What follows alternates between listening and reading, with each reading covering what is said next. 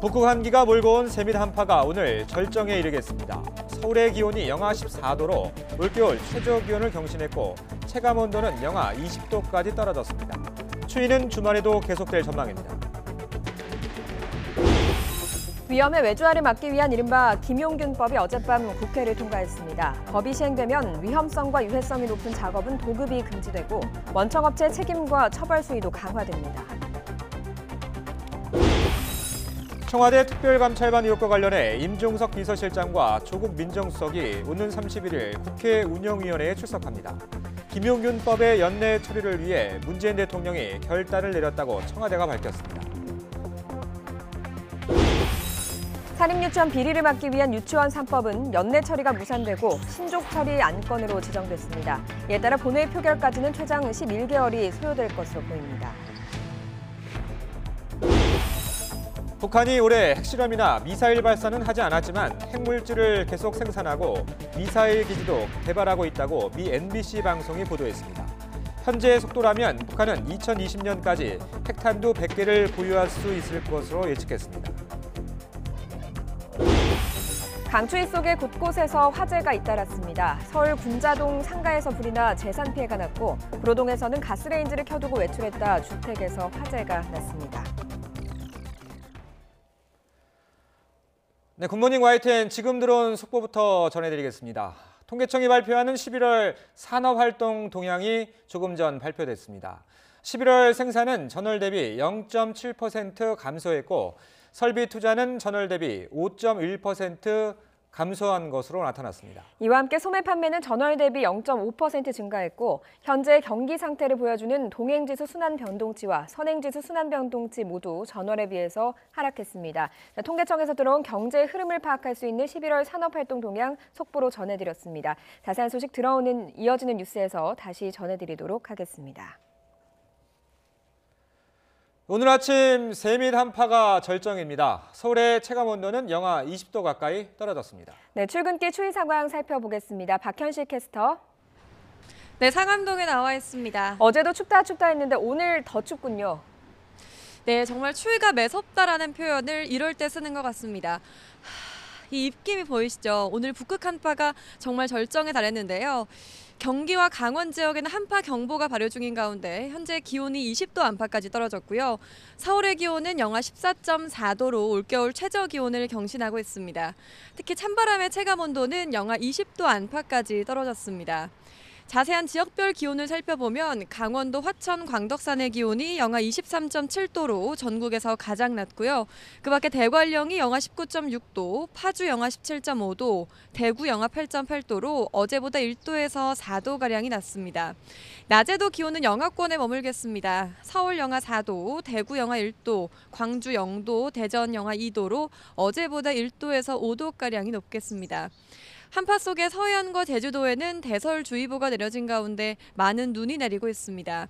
지금까지 고창과 영광에는 15cm, 울릉도에는 14cm의 눈이 내려 쌓였는데요. 오늘 오후까지 제주 산간과 울릉도 독도에는 5에서 20cm의 눈이 오겠고요. 호남 서해안과 제주도에는 2에서 7cm, 호남 내륙 지역에도 1에서 3cm의 눈이 더 오겠습니다. 주말까지 영하 10도를 밑도는 한파가 계속됩니다. 수도 계량기 동파 사고가 급증할 가능성이 크니까요.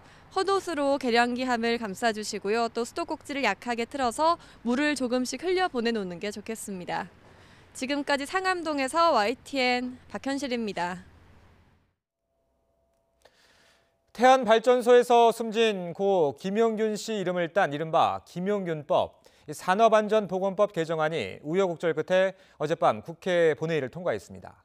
국회는 본회의에서 재석위원 185명 가운데 165명 찬성으로 개정안을 의결했습니다.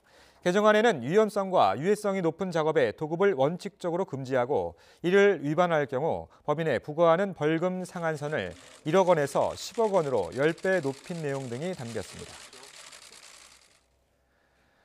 어제 통과된 김용균법의 핵심은 원청업체의 책임과 처벌을 강화하는 겁니다.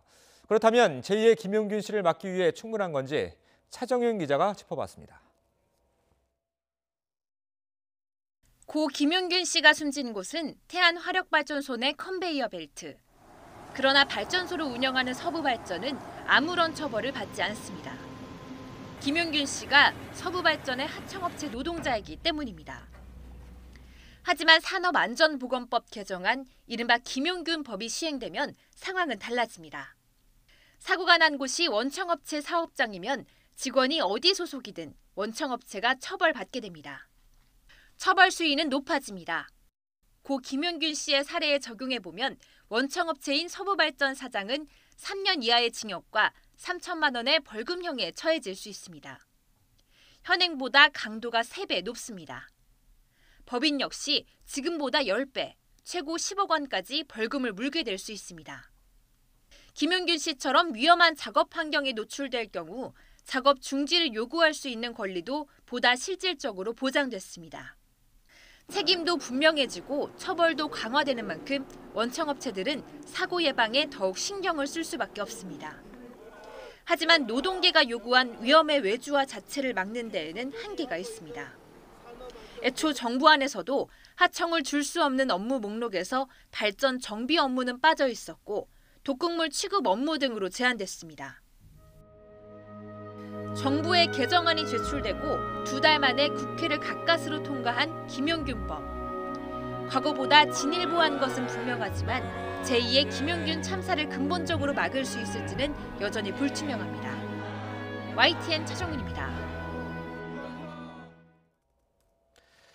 사립유치원 비리를 근절하기 위한 유치원 3법은 여야가 이견을 좁히지 못하면서 결국 법안 처리에 최장 330일이 걸리는 패스트트랙 안건으로 지정됐습니다. 국회 교육위원회는 무기명 투표를 통해 제적위원 14명 가운데 더불어민주당 7명과 바른미래당 2명의 찬성으로 유치원법 신속 처리 안건 지정을 의결했습니다. 비리 유치원에 대한 형사처벌 조항에 반대하며 신속 처리 안건 지정에도 반대한 자유한국당 의원들은 전원 표결에 불참했습니다. 청와대 특별감찰반 논란은 결국 임종석 비서실장과 조국 민정수석의 국회 운영위원회 출석으로 이어지게 됐습니다. 청와대는 김용균법을 연내에 꼭 처리하기 위해 문재인 대통령이 결단을 내린 것이라고 밝혔습니다. 우철희 기자입니다. 12월 임시국회 본회의 직전까지 여야 원내대표는 한치의 물러섬 없이 맞섰습니다. 핵심은 청와대 특별감찰반 의혹이었습니다. 야당은 민간인 사찰 등 의혹 규명을 위해서는 임종석 대통령 비서실장과 조국 민정수석을 불러 국회 운영위원회를 반드시 열어야 한다고 요구했고 MB 정권 시절에 국무총리실 산하에서 일어난 사찰을 보고 이것은 국기 문란 행위다. 탄핵이 가능한 사안이다. 이렇게 말했습니다. 그때와 입장이 똑같은지 묻고 싶습니다. 여당은 파렴치한 범법자인 김태우 수사관의 일방적 주장에 휘둘린 정쟁의 장이 될 것이라며 일단 검찰 수사를 지켜봐야 한다고 반박했습니다. 범법자의 혐의를 받고 있는 사람의 폭로에 기초해서 국회를 어떤 정략적인 정쟁의 장으로 만드는 것 외에 운영위원회를 열어서 얻을 수 있는 것이 아무것도 없습니다. 하지만 한 발 물러서서 임종석 실장과 조국 수석을 출석시켜 오는 31일 운영위를 열기로 전격 합의했습니다. 운영위 소집과 현안 처리의 연계를 시사한 야당의 압박을 푼 건 문재인 대통령이었습니다. 조국 수석의 운영위 출석과 김용균법 처리가 맞물려 법안 처리에 진척이 없는 상황에서 연내 통과를 위한 결정이라고 이유를 밝혔습니다. 피고발인 신분의 민정수석이 국회에 출석하는 게 바람직하지 않으나 제2의 김용균, 제3의 김용균이 나오는 걸 막기 위해서라면 산업안전보건법이 연내에 반드시 처리돼야 한다면 오는 31일에 열릴 운영위는 청와대 특감반 의혹에 대한 난타전이 예상됩니다. 이른바 환경부 블랙리스트 등 연일 민간인 사찰 의혹을 제기하는 야당은 임종석 실장과 조국 수석을 상대로 청와대의 조직적인 사찰이라는 점을 집중적으로 부각할 전망입니다. 반면 여당은 김태우 수사관 개인의 일탈이라는 점을 분명히 해 의혹을 완전히 털고 정권 도덕성 유지와 지지율 회복을 위한 총력 방어에 나설 것으로 보입니다. 31일 운영위원회가 열리더라도 특별감찰반을 둘러싼 논란이 해소되긴 어려울 것이라는 게 정치권의 대체적인 관측입니다. 연말 연초 전국을 달굴 뜨거운 감자가 될 것으로 보입니다. YTN 우철입니다. 환경부 산하기관 임원들의 이른바 사퇴 동향 문건에 등장하는 일부 퇴직 임원들이 실제로 사퇴 압박이 있었다고 주장했습니다. 문건에 나오는 산하기관의 한 퇴직 임원은 환경부 감사관실에서 업무 추진비 감사를 했고 그런 다음 감사관이 사표를 종용해 사표를 썼다고 밝혔습니다. 다른 산하기관의 퇴직 임원은 모 종교계 인사를 통해 사표 제출을 종용받았다며 구 환경부 고위 관계자에게 전화를 걸어 항의한 적이 있다고 주장했습니다. 이에 대해 환경부는 동향 파악 차원에서 감사관실에서 문건을 작성했고 사퇴를 압박한 일은 없다고 부인했습니다. 다음은 YTN 단독 보도입니다. 자유한국당 일부 의원들이 어제 마지막 본회의에서 보이지 않았습니다.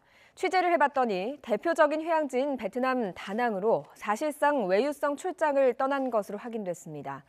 본회의까지 빠질 정도로 내실 있고 급박한 일정이었을까요? 김주영 기자의 보도입니다. 밀고 당기는 여야 협상 끝에 겨우 본회의가 열렸지만 곳곳에 빈자리가 널렸습니다. 빈자리의 주인 가운데 일부는 자유한국당 김성태 전 원내대표와 곽상도, 신보라, 장석춘 의원입니다. 전자투표 시스템이 고장나 법안 대부분이 처리되지 않은 오후 6시 45분, 김 전 원내대표 등은 본회의장 대신 베트남의 대표적 휴양지 다낭행 항공편에 몸을 실었습니다. 오늘은 아까 말씀드렸듯이 2시 본회의에서 연기가 됐으니까 5시로 연기되고 또 5시간 연기되고 한 거를 뭐 굳이 취소해 보이는 말씀이 없으셨으니까 출마하시면 되죠. 베트남 정당 관계자와의 회동, 곧 문을 열 예정인 다낭 무역관 방문, 교민 애로사항 청취 등이 방문 목적입니다. 본회의까지 빠질 정도로 시급한 일정이었는지 의문이 생기는데 YTN 취재 결과 다낭 무역관은 아직 제대로 갖춰지지도 않았습니다. 개설을 하기 위해서 이제 사무실도 준비하고 이제 그러고 있는 중이라 이제 그 사무실 번호도 아직 공식적으로 나온 게 없고 외유성 출장이라는 지적이 나올 수밖에 없는 대목입니다. 특히 김용균법을 다루는 환경노동위원회 소속 신보라 의원은 전체 회의가 끝나기도 전에 자리를 떴고 곽상도 의원은 유치원 3법을 패스트트랙에 올릴지 결정할 투표가 진행되는 사이 공항으로 향했습니다. 지금 뭐 비행기표 알아보고 있어요. 돌아오는 표도. 아, 원래 일정보다 빨리 들어오시려고? 네, 또 운영위도 있고 해가지고. 이번에 출발하지 않은 운영위 소속 한국당 의원들 가운데 또 일부는 하루 뒤 후발대로 다낭에 합류합니다. 대부분 국회 운영위원회 예산이 쓰였는데 한국당과 국회 관계자는 오후 2시로 예정된 본회의가 미뤄지면서 어쩔 수 없었다고 해명했습니다. 운영위 소속 일부 민주당 의원들도 금요일부터 일요일까지 일본으로 2박 3일 일정의 워크숍을 떠납니다. YTN 김주영입니다. 외교부 당국자는 한미 방위비 분담금 협상과 관련해서 앞으로 추가 협의와 입장 조율 방안에 대해서 외교 경로를 통해 미국과 계속 협의하고 있다고 밝혔습니다. 한미는 올해 10차례에 걸쳐 회의를 열어 방위비 협상을 벌였지만 최근 미국 수뇌부의 완강한 대폭 증액 요구로 협상에 어려움을 겪고 있는 것으로 전해졌습니다. 트럼프 미국 대통령이 연일 분담금 증액 압박을 하는 가운데 양측의 입장차가 커서 협상의 난항이 예상되고 있습니다. 올해는 한반도에 훈풍이 불면서 북한의 핵미사일 실험과 발사가 없었던 해로 기록됐습니다. 하지만 북한이 여전히 핵 프로그램 개발을 계속하면서 2020년이면 핵탄두 100개를 보유할 수 있다는 주장이 거듭 제기됐습니다. 워싱턴에서 김희준 특파원이 보도합니다. 더 이상 북한의 핵실험도 미사일 발사도 없다. 지난 6월 싱가포르 북미 정상회담 뒤 트럼프 대통령이 북미 관계 진전을 과시할 때마다 내세운 언급입니다. There's no rockets going up, there's no nuclear testing, and we have a good relationship with North Korea. So we'll see how it works. 하지만 미 MBC 방송은 이것이 트럼프 대통령의 승리도 북한의 정책 변화도 아니라고 진단했습니다. 북한이 외부에서 감지하기 어려운 핵미사일 프로그램을 지속하고 이미 대량 생산 단계라는 전문가들 분석을 인용했습니다. 우드로 윌슨 센터 리트워크 부소장은 북한이 현재 생산 속도라면 2020년까지 핵탄두 약 100개를 보유할 수 있다고 주장했습니다. 하지만 트럼프 대통령은 북한의 무력 도발 중단만으로 만족할 것이란 관측도 나왔습니다. 그는 김 위원장이 비핵화하지 않을 것을 알고 있고 신경도 쓰지 않을 것이라는 매사추세츠 공대 비핀나랑 교수의 말입니다. 북한과 협상을 모색하는 동안 북한의 핵미사일 도발 중단만으로도 트럼프 대통령은 승리를 선언할 수 있기 때문이란 설명입니다. 다만 그동안 북한은 핵무기를 증강할 수 있게 된다는 우려를 덧붙였습니다. 강경파들 회의론에도 불구하고 내년 초 북미 정상회담 의지를 밝히고 있는 트럼프 대통령. 새해 북한이 이에 호응하며 비핵화 진전을 이룰지 도발 중단이라는 현상 유지에 그치며 교착 국면을 끌어갈지 주목됩니다. 워싱턴에서 YTN 김희준입니다. 통일부는 남북 간 철도 도로 연결과 현대화를 위한 공동조사 결과가 내년 초쯤에 나올 것으로 예상된다고 밝혔습니다. 통일부 당국자는 기자들과 만나서 공동조사 결과 발표 시기를 내년 1월에서 2월로 보면 될 것 같다고 말했습니다. 이어 착공 시기 후 본격적인 철도 협력 로드맵에 대해선 공동조사 결과를 토대로 남북 간 협의를 해야 한다며 시간이 좀 더 필요할 것 같다고 덧붙였습니다.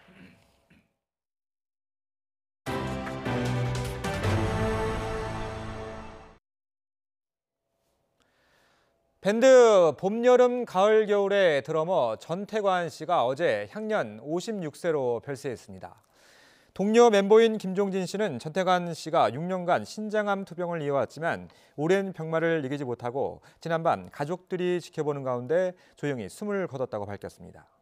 전태관 씨는 2012년 신장암 수술을 받았고 이후 암세포가 어깨뼈 등으로 전이돼 활동을 중단했으며 지난 4월에는 부인이 암으로 먼저 세상을 떠났습니다. 최근 동료 김종진 씨는 후배들과 친구와 우정을 지키는 방법이란 봄, 여름, 가을, 겨울 데뷔 30주년 헌정음반을 내고 공연도 앞두고 있습니다. 빈소는 서울 아산병원 장례식장에 마련됐고 발인은 오는 30일입니다. 강추위 속에 밤사이 화재가 잇따랐습니다. 기계식 타워 주차장을 수리하던 작업자가 추락해 숨지는 사고도 일어났습니다. 이상순 기자입니다. 상가 건물 2층 창문으로 화염이 솟구칩니다. 미처 피하지 못한 4층 입주자 한 명은 불길이 올라오기 전에 간신히 구조됐습니다. 서울 광진구 군자동의 상가주택에 불이 난 것은 어젯밤 7시 20분쯤. 긴급 출동한 소방대가 20분 만에 불을 껐습니다. 소방당국은 건물 2층의 모형 작업장에 설치된 레이저 조각기의 오작동으로 불이 난 것으로 보고 정확한 화재 원인을 조사하고 있습니다. 소방대원 10여 명이 주택 지붕에 올라갔습니다. 연기가 뿜어져 나오는 곳에 물을 뿌리고 장비를 이용해 진화 작업을 벌였습니다. 불은 30분 만에 꺼졌지만 거주자 A씨가 연기를 마셔 치료를 받았습니다. 소방당국은 주택 거주자 중 한 사람이 가스레인지를 켜놓은 채 외출해 불이 난 것으로 보고 정확한 화재 원인을 조사하고 있습니다. 4.5톤 트럭의 앞부분이 심하게 찌그러졌습니다. 어젯밤 11시쯤 경부고속도로 하행선 김천시 아포읍 부근에서 앞서가던 다른 화물 트럭을 들이받은 겁니다. 이 사고로 4.5톤 트럭 운전자 A씨가 운전석에 끼어 있다가 119에 구조됐습니다. A씨는 다행히 크게 다치지는 않은 것으로 전해졌습니다. 기계식 타워 주차장 바닥에서 119 구조대에 구조용 들것이 올라옵니다. 크게 다친 것으로 보이는 사람은 타워 주차장을 수리하던 근로자 B씨입니다. 어제 저녁 6시 반쯤 승강기를 수리하다가 지하 바닥에 떨어졌습니다. B씨는 심폐소생술 등 응급처치를 받고 인근 병원으로 옮겨졌습니다. 경찰과 소방당국은 사고 원인을 조사하고 있습니다. YTN 이상순입니다. 갖가지 갑질 논란을 일으켰던 한진그룹 총수 일가 세 모녀가 이번에는 관세법 위반 혐의로 검찰에 넘겨졌습니다. 인천본부세관은 밀수입과 허위신고 혐의로 이명희 이루재단 이사장과 조현아 대한항공 전 부사장, 조현민 대한항공 전 전무를 기소 의견으로 검찰에 넘겼다고 밝혔습니다. 이들 세 모녀는 최근 9년 동안 260차례에 걸쳐 해외 명품과 생활용품 등 천여 점 1억 5천만 원어치를 대한항공 회사 물품인 것처럼 위장해 밀수입한 혐의를 받고 있습니다. 이건희 삼성전자 회장의 차명계좌 의혹과 관련해 검찰이 이 회장을 제외한 삼성 임원들을 재판에 넘기며 사실상 수사를 마무리했습니다. 서울중앙지검 조세범죄조사부는 이건희 회장이 조사를 받을 수 없을 정도로 건강이 나쁜 점이 확인됐다며 시한부 기소 중지 처분을 내렸다고 밝혔습니다. 이 회장은 임원 명의의 다수 차명 계좌로 주식을 운용해 세금 85억 원 상당을 내지 않은 혐의를 받고 있습니다. 조현진 효성 회장이 개인적 형사 사건의 소송 비용을 회사 돈으로 쓴 혐의로 경찰 수사를 받고 있습니다. 경찰청 지능범죄수사대는 조 회장이 지난 2013년부터 지난해까지 본인이 피의자였던 여러 형사 사건을 처리하는 과정에서 회사 돈 수십억 원을 소송 비용으로 쓴 혐의를 포착해 수사하고 있다고 밝혔습니다. 경찰은 지난 9월쯤 관련 첩보를 입수해 수사에 착수했다며 실제 소송 비용이 회사 돈으로 지출됐는지 사실관계를 확인하는 단계라고 말했습니다. 수출용 면세 담배를 빼돌려 시장에 몰래 판 일당이 세관에 적발됐습니다. 수출 신고를 하고는 담배 무게만큼 헌옷을 대신 보내는 방법으로 2년 동안 무려 125만 갑을 빼돌렸습니다. 김종호 기자가 취재했습니다. 부산항 신항 근처 자유무역지역 창고로 차량이 들어갑니다. 적재함을 열어 수출용 면세 담배 상자를 가득 싣습니다. 그런데 차량이 향한 곳은 수출입 부두가 아니라 부산 부평동 깡통시장. 넘겨받은 상인들이 시장에 버젓이 내놓은 겁니다. 시장에서는 정상 가격보다 한 보루당 10,000원에서 15,000원 정도 더 싸게 팔렸습니다. 담배 무역업을 하던 이모 씨 일당은 정상 수출입 물량 외에 일부는 수출 신고만 하고 담배 무게만큼 헌옷을 대신 보내는 방법으로 당국 눈을 속여 물량을 확보했습니다. 2년 동안 면세 담배 125만 갑, 56억 원 상당을 빼돌렸습니다. 그 안에서는 그 업체들이 자유스럽게 무역을 할 수가 있습니다. 그래서 관할 창고도 자기들만 그 재고 관리를 하니까 저희들이 간섭의 소지가 별로 없었습니다. 담배 한 갑에 붙는 각종 세금은 3,000원이 넘어 일당은 물류 비용을 빼고도 큰 돈을 남길 수 있었습니다. 세금을 41억 원가량 탈루한 겁니다. 세관은 일당 4명을 검찰에 넘기고 빼돌린 담배 만여 갑을 압수했습니다. YTN 김종호입니다. 수도권 광역급행철도 GTX A 노선이 사업론이 10여 년 만에 첫 삽을 떴습니다. 개통되면 파주 운정에서 서울 삼성역까지 20분대 이동할 수 있게 됩니다. 이하린 기자가 보도합니다. 지하 50m 터널에서 최고 시속 180km로 달리는 수도권 광역급행철도 GTX. 사업론이 10여 년 만에 예비 타당성 조사를 통과한 지 4년 10개월 만에 GTX A 노선 착공식이 열렸습니다. 더 넓은 서울 외곽 지역으로 구간을 연장하는 문제 등으로 첫 삽을 뜨기까지 시간이 걸린 겁니다. 10년이 넘는 기다림 끝에 마침내 오늘 GTX A 노선 사업의 첫 단추를 꿰게 되었습니다. GTX가 가벼운 출근길과 저녁이 있는 삶을 국민 여러분께 돌려드릴 수 있기를. GTX A 노선은 파주에서 일산, 삼성, 동탄까지 모두 10개 정거장, 83.1km 구간으로 평균 시속 100km로 달리며 수도권 남북을 잇게 됩니다. 토지 보상과 60개월 정도의 공사를 마치고 5년 뒤인 오는 2023년 말 운행을 시작할 예정입니다. 개통되면 운정에서 서울역이 20분, 킨텍스에서 서울역 16분, 동탄에서 삼성이 22분 등 이동 시간이 지금보다 70에서 80% 정도 줄어들 것으로 기대됩니다. 정부는 A 노선의 전국 생산 유발 효과가 7조 원, 부가가치 유발 효과가 2조 8천억 원에 이르고 10만 명 넘는 고용과 취업 유발 효과도 있을 것으로 보고 있습니다. 보통 공사비의 2배 이상의 경제적 파급 효과가 나타나는 것으로 알려져 있습니다. 그리고 GTX 노선이 지나가는 곳에서는 GTX 역이 생긴다라든가 할 경우에는 그 지역의 개발 활성화라든가 기업 유치라든가. 정부는 지난 11일 예비 타당성 조사를 통과한 GTX C 노선과 조사가 진행 중인 B 노선에 대해서도 속도를 내겠다고 밝혔습니다.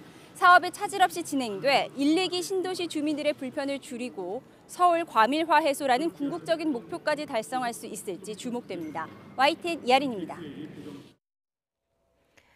세종시를 시작으로 오늘부터 내년 1월 10일까지 초등학교 입학 전 예비 소집이 실시됩니다. 초등학교 예비 소집은 취학연령 아동의 소재와 안전을 확인하는 첫 단계로 일부 학교는 이미 예비 소집을 마친 곳도 있습니다. 교육부는 입학 전 예비 소집에 불참할 경우 가정 방문 등을 통해 아동의 소재를 확인하게 되고 경찰의 수사를 받을 수도 있다고 밝혔습니다. 유치원 건물 붕괴로 인근 초등학교에서 수업을 듣고 있는 상도 유치원 원아들이 내년 3월부터 인근 유치원에 수용됩니다. 서울시교육청은 상도 유치원 원아들을 인근의 동아유치원을 임차해 수용하고 3년 후 현 부지에 새 유치원을 신설하겠다고 밝혔습니다. 또 상도 유치원 사태 이후 학교 인근 공사장을 전수조사한 결과 18곳에서 집안 침하와 건물 균열 등의 특이사항이 발견돼서 원상복구를 요청했다고 말했습니다. 요즘 영화 보러 가는 분들 많으시죠? 12월은 원래 극장 관객이 몰리는 영화계 성수기인데요. 마야관 같은 기대작은 많지만 한국 영화가 외화에 밀리면서 지난 추석처럼 악몽이 재현되는 게 아니냐는 우려도 나오고 있습니다. 최도희 기자입니다. 극장가 최대 성수기로 꼽히는 지난 추석 연휴. 안시성과 명당, 협상 등 한국 영화 대작이 동시에 개봉했지만 어느 한 편도 크게 웃진 못했습니다. 안시성만 가까스로 손익분기점을 넘긴 데 그치며 사실상 승자 없는 전쟁으로 끝났습니다. 크리스마스와 겨울방학이 있는 극장가의 또 다른 성수기인 12월.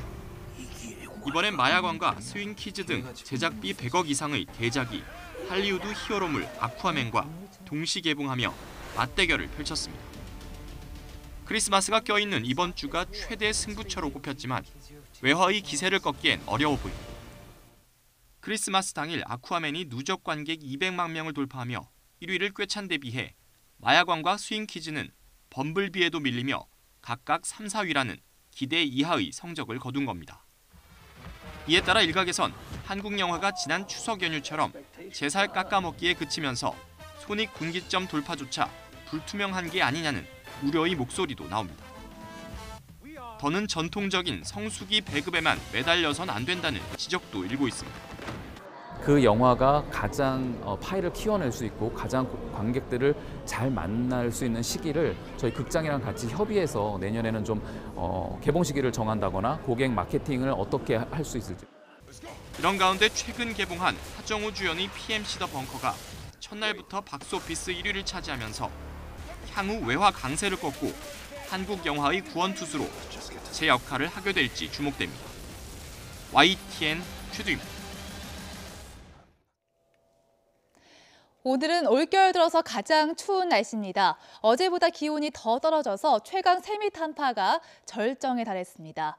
오늘 아침 화천 광덕산의 기온이 영하 23.8도로 전국에서 가장 낮고요. 서울이 영하 14.4도, 대구 영하 8.8도까지 내려가서 올겨울 최저 기온을 기록했습니다. 오늘은 나오실 때 도톰한 외투는 물론 보온용품을 꼭 착용하시는 게 좋겠습니다. 한파 속에 호남 서해안과 제주도, 울릉도와 독도에는 대설특보가 내려진 가운데 눈이 내리고 있습니다. 지금까지 고창에 15cm 안팎, 목포에도 5.1cm의 눈이 내렸는데요. 오늘 오후까지 호남 서해안과 제주에 최고 7cm가 오겠고요. 밤까지 제주 산간과 울릉도와 독도에는 5에서 20cm의 많은 눈이 더 올 것으로 보입니다. 현재 중부와 남부 내륙 곳곳에 한파특보가 발령 중입니다. 추운 날씨 속에 대기도 메말라가고 있는데요. 현재 호남을 제외한 대부분 지역에 건조특보가 내려져 있고 서해안과 남해안을 중심으로 강풍주의보도 발령 중입니다. 낮에도 칼바람이 불며 춥겠습니다. 영하권의 추위를 보이겠습니다. 서울이 영하 4도, 청주 영하 3도, 대구와 전주 영하 1도 선에 그치겠고요. 부산도 2도가 예상됩니다. 이번 주말에도 영하 10도 안팎의 매서운 한파가 이어지는 가운데 다시 서해안과 제주도에는 눈이 오겠고요. 다음 주 초에는 기온이 조금씩 오름세로 돌아서겠지만 새해 초까지도 예년보다 추운 날씨가 지속될 것으로 보입니다. 날씨 정보였습니다. 올해 마지막 금요일 굿모닝 YTN 여기까지입니다. 추위 대비 단단히 하셔서 따뜻한 주말 보내시기 바랍니다. 고맙습니다.